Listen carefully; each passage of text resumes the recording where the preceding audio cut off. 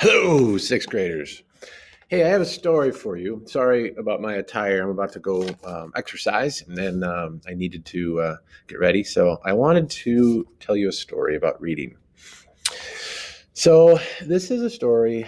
This is a true story. This is a man named Joseph Michael Valente.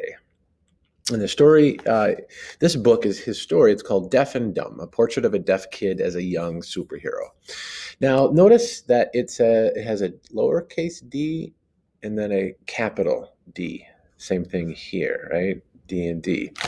The reason why that is because Joseph he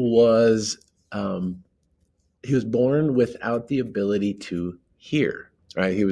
Which is oftentimes that's where, deaf is the term you use for someone who can't hear. Now, here's the thing, is that he was very bitter about it. He was very angry about it, and he didn't want to learn sign language. Like, he actually wanted to read lips. That's how he had it in his head, how he wanted to do this. So Joseph would only read lips, and he would not learn sign language. He refused. So that's where the word dumb comes in, is that that used to be a term to describe someone who wouldn't talk. They were silent. They chose to be nonverbal. All right.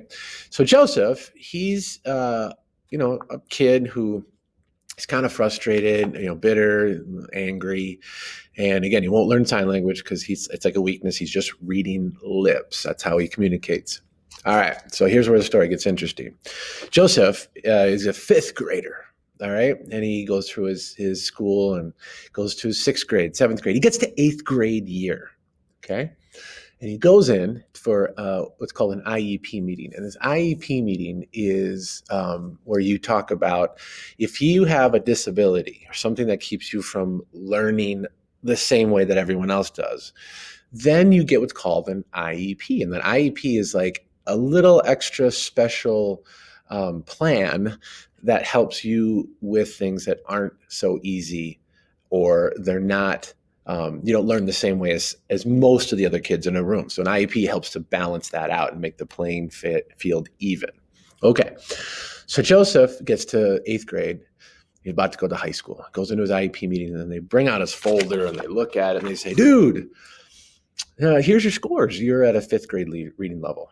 And he's an eighth grader, and he's like, what? I'm at a fifth grade reading level? And in the book, this is a big moment for him, because he's like, that's the moment that I decided to stop being stupid. Like, he had a moment, like, that's embarrassing. I'm an eighth grader and I'm reading at a fifth grade level. So what he does, he goes on a tear. In 1 year, he goes nuts. He starts reading everything he can get. He reads books that he doesn't understand. He reads classic.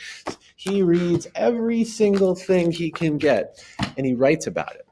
He doesn't even understand half of what he's reading. He's reading actually high school novels, and he's like, I don't know what I'm reading.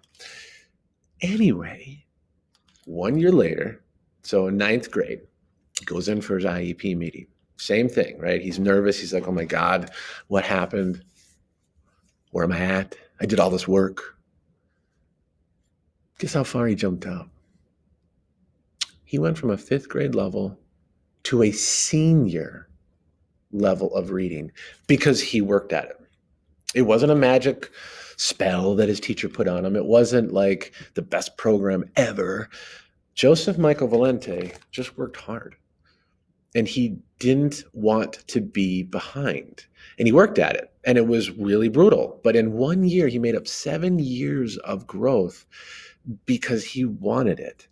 So there's really an important part of reading that you have to pay attention to. And that is, some of it is work, but the payoff is so huge. So anyway, that's Joseph's story. It's a really important story to tell. I think you need to know it. And so some of you are at a level probably maybe lower than your grade. Guess what?